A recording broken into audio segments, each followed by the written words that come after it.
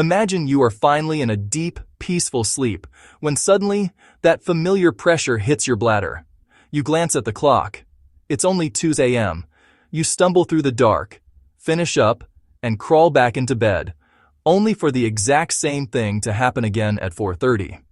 If this sounds like your life, you aren't alone. Nearly 70% of adults over 60 are dealing with this every single night. But here is the part that most people don't realize. This isn't just an annoying habit, it is a major health risk. A massive study published in the Journal of Urology found that seniors waking up 3 or more times a night to urinate have a 40% higher risk of suffering a life-changing fall. We are talking about the leading cause of injury-related death for people over 65.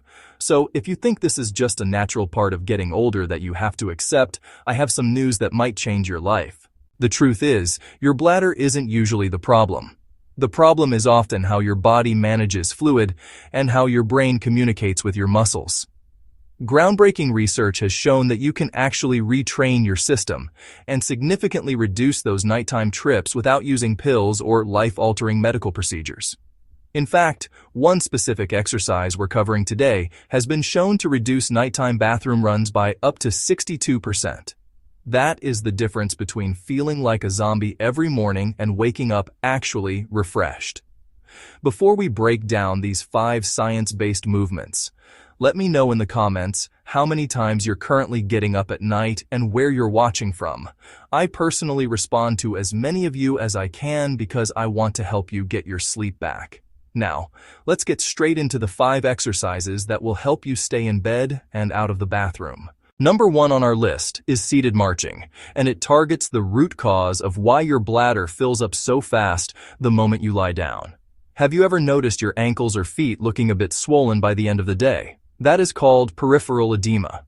Throughout the day, gravity pulls fluid down into your lower legs, and if your circulation isn't perfect, that fluid just stays there. The second you lie flat to sleep, gravity is no longer pulling that fluid down, so it rushes back into your bloodstream. Your kidneys see this extra fluid, filter it immediately, and send it straight to your bladder.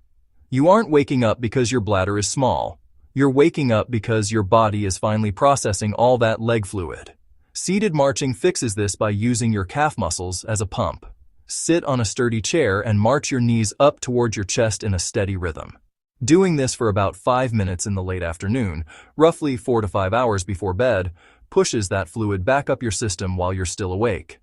This gives your kidneys time to process the water and allows you to empty your bladder before you ever turn the lights out. The second exercise is standing calf raises, which is like seated marching but with twice the power.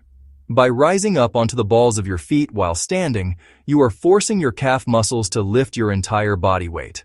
This creates a massive amount of pressure in the veins of your legs, acting like a powerful vacuum that sucks fluid upward toward your heart. A study from the University of Toronto followed seniors who performed these types of leg exercises and found they could delay their first bathroom trip of the night by an average of 94 minutes. That is nearly 2 extra hours of deep, restorative sleep. To do these safely, stand behind a chair or near a wall for balance. Slowly rise up as high as you can on your toes, hold it for a count of 3, and then lower back down with total control. Don't just drop your heels.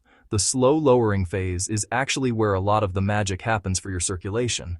Aim for 3 sets of 15 repetitions during your commercial breaks in the afternoon. Number 3 is the one almost everyone gets wrong: pelvic floor strengthening. Most people think these are just for women, but for men, these muscles are the gatekeepers of the bladder. The pelvic floor is a hammock of muscles that holds everything in place. When these muscles get weak or lazy, your bladder becomes hyper-responsive, sending emergency signals to your brain even when it's only a quarter full. To do this correctly, you need to find those internal muscles, the ones you'd use to stop yourself from passing gas or to stop a stream of urine. Once you feel that internal lift, squeeze and hold for 5 seconds, then relax for 5 seconds.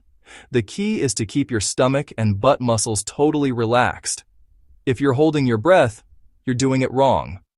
A review in the Cochrane database found that people who stayed consistent with these exercises were over twice as likely to see a major improvement in symptoms. It takes about 6 to 8 weeks to see the change, so don't give up if you don't see a difference in the first few days. Moving to number 4, we have daily moderate walking.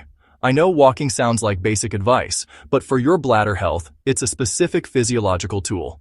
Walking doesn't just help your heart, it's the primary way you move your lymphatic system. Unlike your blood, which has the heart to pump it, your lymph fluid has no pump at all. It only moves when you move.